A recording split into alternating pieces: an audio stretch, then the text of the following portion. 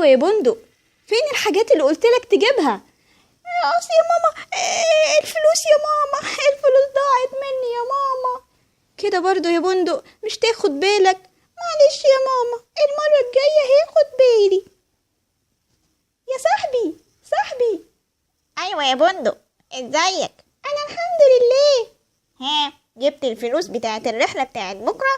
لا لسه هجيبها بكرة، عشان انا النهاردة نسيت اقول لماما. ازيك يا عم ربيع؟ اهلا وسهلا. انا عايزه الحاجات دي، كل لما انزل بندق يجيبها لي الفلوس تقع منه.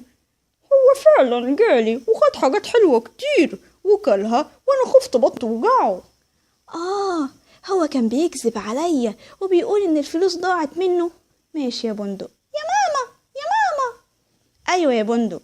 ماما، انا عندي رحلة في المدرسة وعايز الفلوس. انا زعلانه منك يا بندق، عشان انت كذبت عليا قبل كده وقلت لي ان الفلوس ضاعت منك وانت جبت حاجات حلوه، صح ولا لا؟ انت عرفتي يا ماما؟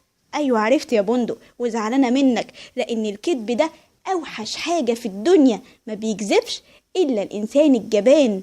اوعى تكذب تاني يا بندق.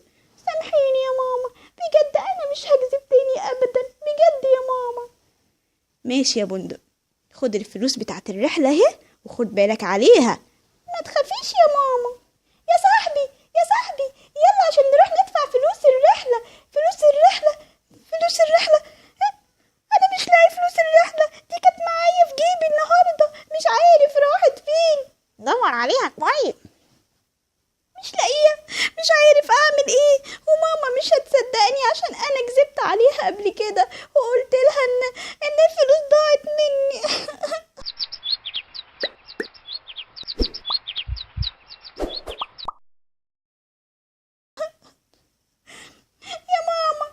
يا ماما.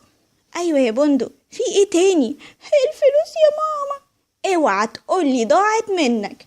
ايوه يا ماما، بصراحة هي ضاعت مني المرة دي، صدقيني يا ماما انا مش كذاب، انا قلتلك ان انا مش هكذب تاني ابدا.